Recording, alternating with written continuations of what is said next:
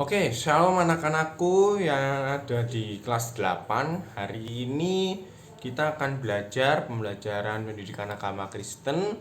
Tapi sebelum itu Mister akan ajak kalian untuk berdoa. Mari kita bersatu di dalam doa. Allah Bapa dalam kerajaan surga, kami mengucap syukur Engkau begitu baik kepada kami Tuhan, sehingga kami boleh belajar pada hari ini Bapa. Terima kasih untuk penyertaan-Mu dalam kehidupan kami sepanjang kami hidup. Engkau memelihara kami Tuhan. Engkau senantiasa menyediakan apa yang kami perlukan Bapa. Ya Tuhan, mungkin saat ini banyak sekali virus-virus dan juga sakit penyakit Bapa, tapi kami percaya Tuhan, Engkau tetap memelihara kami Tuhan. Dan ajarkan kami untuk senantiasa bersyukur Tuhan dalam kehidupan kami. Tuhan, sebentar kami akan melakukan pembelajaran. Kiranya Engkau menyertai anak-anak-Mu, berikan mereka hikmat, ketaatan, dan juga tanggung jawab dalam pembelajaran hari ini Tuhan. Terima kasih Tuhan, Engkau juga memberkati hamba-Mu yang akan menyampaikan materi Bapa. Kiranya Engkau tolong dan juga Engkau bimbing hamba-Mu dalam menyampaikan materi ini Bapa. Terima kasih Tuhan, hanya di dalam nama Bapa, Putra, dan Roh Kudus, dalam nama Tuhan Yesus Kristus. Amin.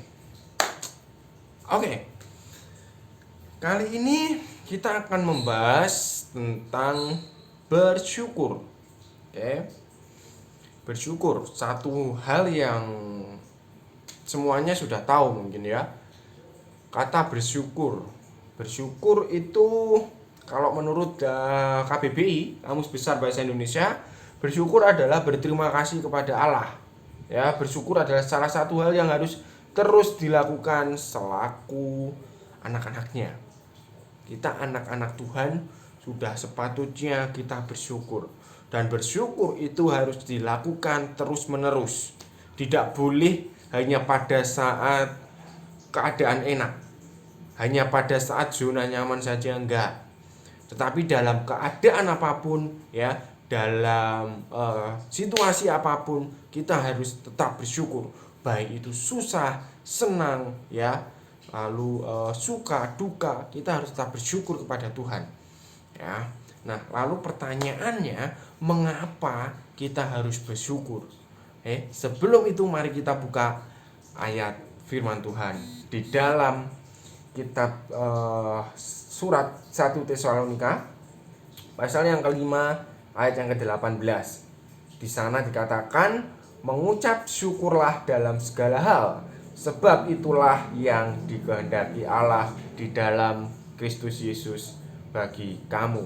Amin. Nah, Alkitab mengatakan bahwa kita harus mengucap syukur dalam segala hal, baik hal yang menyenangkan atau hal yang tidak menyenangkan sekalipun, kita harus bersyukur. Oke, kembali lagi pertanyaan tadi, mengapa kita harus bersyukur? Oke, nah, pengertian bersyukur. Nah, kita masuk dalam pengertian bersyukur dulu. Ada seorang ibu, nah ini ada sebuah kisah. Nah, belum Bapak membahas tentang pengertian bersyukur, ya, Mister akan menjelaskan sebuah kisah atau memberikan sebuah kisah ya. Jadi di suatu tempat ya, hiduplah seorang ibu ya, seorang ibu namanya Liu Ximi ya. Beliau tinggal di desa Qinhu di Guangdong, China. Beliau adalah seorang petani ya. Pekerjaannya sehari-hari itu hanyalah petani, dan itu pun yang dibajak sawahnya ya, atau yang dipelihara itu bukan sawah miliknya, tetapi sawah orang lain. Nah, Ibu Liu ini dia tetap bersukacita dalam hidupnya. Beliau tidak merasa bersungut-sungut ketika bekerja di sawah, ketika ia harus kena panas, ketika ia harus kehujanan ya. Beliau tidak bersungut-sungut ketika beliau mengangkat beban ya, mungkin mengangkat hasil panenan, hasil dari tanaman di sawah, beliau tidak bersungut-sungut, beliau tetap bersyukur karena beliau memiliki prinsip bahwa ketika bersyukur pasti akan memiliki hati yang sabar, hati yang istilahnya itu hati yang bisa menerima, oke? Hati yang tidak terlalu memikirkan banyak hal, oke? Dan juga beliau mengatakan bahwa dengan bersyukur akan membuat panjang umur. Nah, ternyata dari kisah beliau itu ternyata benar bahwa ada penelitian di Yogyakarta, ya, kalian tahu Yogyakarta itu ada di Jawa Tengah. Nah, di penelitian tersebut, ya, angka hidup tertinggi tercatat dimiliki oleh daerah Yogyakarta.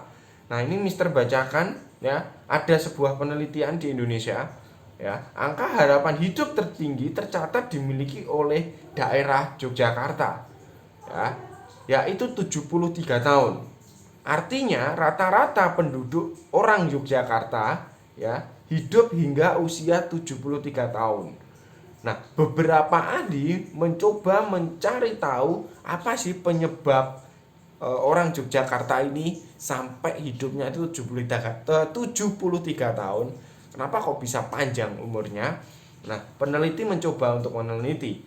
Lalu ternyata, ya, karena selain rendahnya tingkat stres dan tingginya konsumsi serat melalui buah dan sayuran, juga karena budaya hidup orang Yogyakarta yang memegang falsafah nrimo ing pandum. Artinya apa? Nrimo ing pandum itu, nrimo ing pandum itu artinya menerima apa yang menjadi haknya, bersyukur atas apa yang dimilikinya, ya. Jangan sampai mengambil hak orang lain, apalagi menjadi serakah.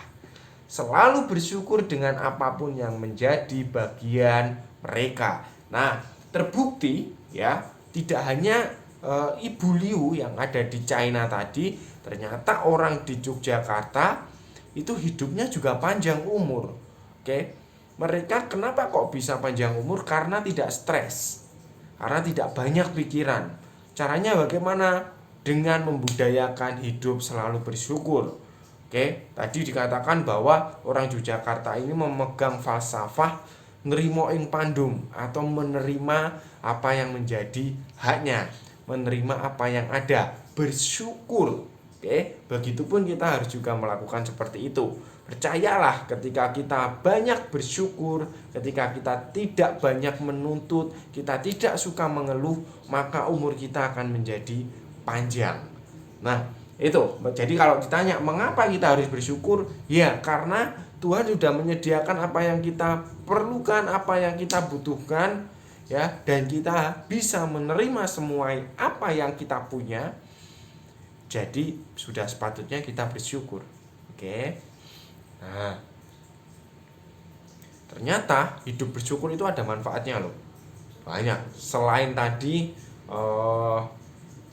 agar panjang umur, lalu manfaat dari hidup bersyukur yang kedua adalah kita tidak menjadi orang yang stres.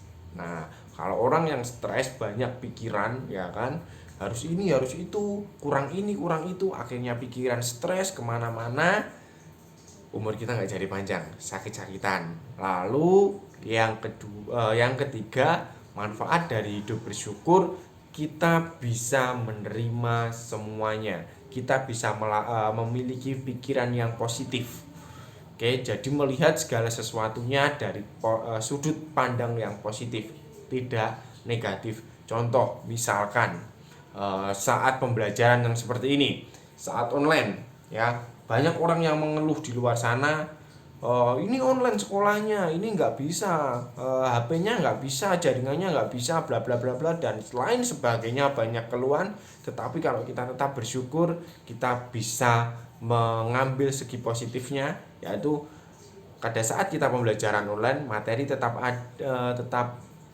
diberikan oleh guru-guru, kita tetap bisa belajar, ya. Lalu kita bisa berkumpul dengan orang-orang di rumah, kita jadi memiliki hubungan yang dekat, yang mungkin dulunya papa mama sibuk bekerja setiap hari, kita tidak bisa bertemu dan ngobrol dengan papa mama. Kali ini kita diberikan kesempatan untuk ngobrol dengan papa mama, mungkin dengan kakak atau adik, ya kan, dengan cece atau dengan koko kita, sehingga kita lebih akrab dalam satu keluarga. Nah, jadi manfaat bersyukur itu banyak loh. Oke, mari kita harus bersyukur. Oke. Nah, sekarang Mister akan kasih tugas ke kalian ya. Yang pertama, mengapa kalian harus bersyukur? Oke, tugas yang pertama, mengapa kalian harus bersyukur? Lalu yang kedua, tugas yang kedua, bagaimana cara kamu bersyukur? Oke. Bagaimana cara kamu untuk bersyukur? Lalu tugas yang ketiga, ya. Bagaimana kamu menunjukkan rasa syukurmu? Oke. Jadi tiga tugas itu, ya, tiga tugas ini kalian kerjakan.